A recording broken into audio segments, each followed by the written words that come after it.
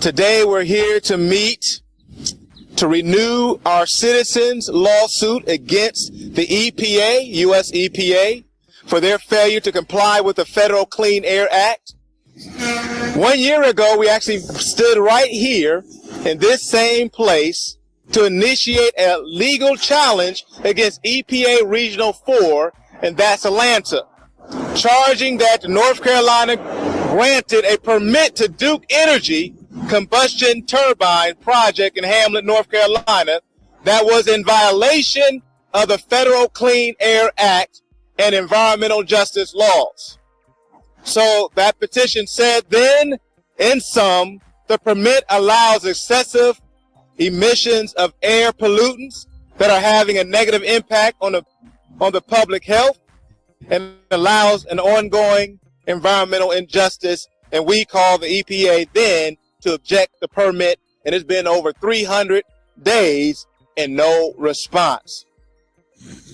September the 17th was actually the day, it was our 1 year anniversary of filing that first legal challenge to the EPA on this permit. Over 300 days late,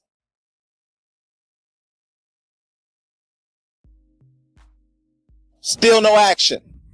So who is going to hold Duke accountable? It's obviously the state's not holding them accountable. The EPA Regional 4 is not holding them accountable. And the EPA is extremely slow. I have here the petition that Pastor Rogers has just referred to. And it is dated September the 17th, 2015. Just 1 year after our original petition under Section 505 of the Clean Air Act. The petition states that the North Carolina Department of Environment and Natural Resources, their Division of Air Quality, has failed in its oversight of this facility and has issued a permit which we find many troubles with. There are 5 points that we raised. 1, failure to provide meaningful public participation. 2, failure to assess the common control of Duke Energy Progress and Piedmont Natural Gas electric power turbines, both located at the same site in Hamlet. 3, failure to require alternative compliance procedures under the Clean Air Act. That would be maximum achievable control technology to reduce the pollutants coming from the plant and reducing their impact on health. And finally, failure to address environmental justice issues. Lack of EPA response, 300 days, as Pastor Rogers has just pointed out. We submitted that document on September 2014, and over a year later, all we have gotten back is a pro forma or simply a courtesy letter saying, we got your letter, and we're too busy to deal with it. I think it is exactly what characterizes it. Failure to assess common control of Duke Energy Progress and Piedmont Natural Gas. There were several turbines which were removed from the power plant permit, which we dispute, and our petition goes into some length about that very subject. This is an illegal act. The failure to require alternative compliance procedures under the Clean Air Act. The combustion turbines operated by Duke Energy Progress emit enormous amounts of volatile organic compounds. They are powered by liquid fuel, mostly diesel, and more natural gas. Natural gas was supposed to be a cleaner fuel, but it's turned out to be not a cleaner fuel because many thousands of pounds of formaldehyde is emitted into the air every single day that plant operates. Also benzene, a known human carcinogen, in addition to nitrogen oxides and many other compounds which are have a negative effect on human health. There's a failure to address environmental justice issues. The core of environmental justice is that there should not be a disproportionate impact on any ethnic group. In this case, we're talking about population of Richmond County, for example, which is 31% black, which is 41% above the state average, And 28% of the residents live below poverty level compared to the statewide level of 16.8%. In other words, Richmond County has 47% more of its people living below poverty level than other counties in North Carolina.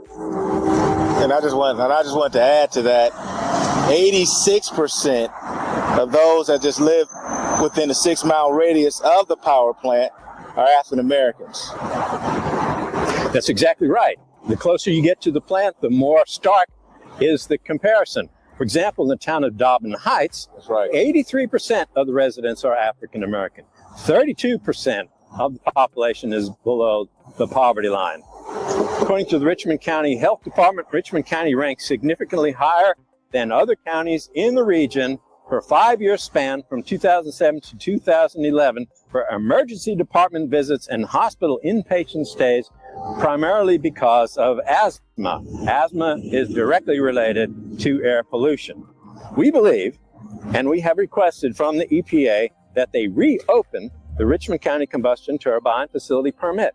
This is within the power of the United States EPA.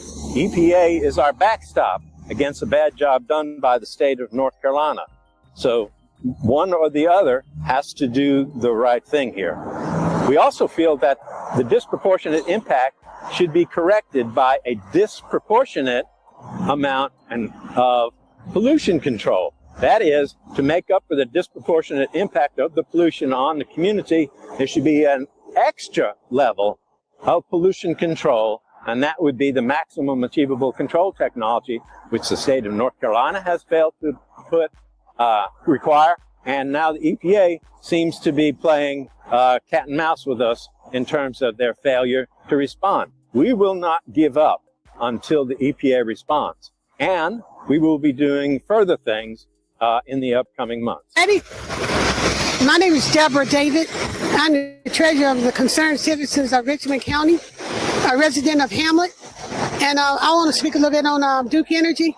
Ever since Duke Energy shift to natural gas, the pollution has tripled in that county, and I've been living there all my life, and in the past several years, the pollution has got worse. I have an associate, Kim McCall, a member of the Concerned Citizen of Richmond County that live within a half a mile of Duke Energy plant.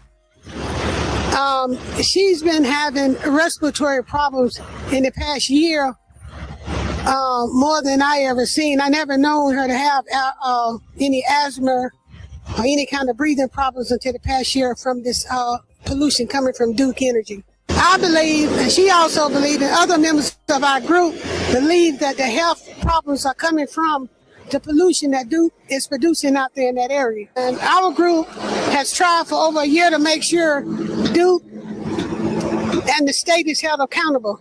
But it's shameful that the EPA region has also dropped the ball.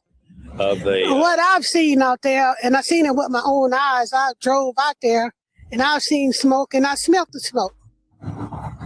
Of course, I went there this morning, but it looked like fog in some other areas. But when I went out there, it smelled like smoke. So I went to go pick up the flyers. It smelled like smoke out there this morning, and I seen a long line of smoke going straight across and nothing on the outsides of it. We know that formaldehyde is one of the big toxins coming out of a natural gas-fired power plant. And so some of the testing we will initiate. Apparently, we're left to our own devices. EPA won't listen or is too busy to listen, and I think we're left to our own devices. And so, like we have done in other places, we will begin doing our own testing program. And so we hope to have results from that sometime in the next few months. We'll begin that program very soon. But the one thing about it in Richmond County, our asthma rate is so high, nobody's concerned about it. Everybody getting asthma, not even worried about it. Duke Energy is part of the problem. It seems like the EPA is ignoring us. But we are not going to stop. We're going to keep going, because the Concerned Citizen of Richmond County and all the surrounding county, we're not going to let Duke dump this on us like this. We're going to keep fighting.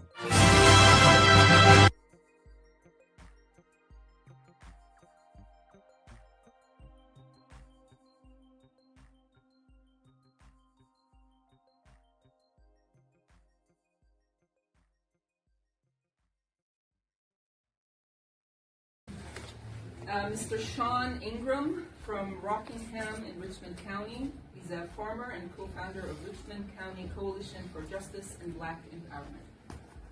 Thank you for that. Good afternoon, everyone. Good afternoon. I'll be quick, brief, impactful. I stand here today as a son of this soil.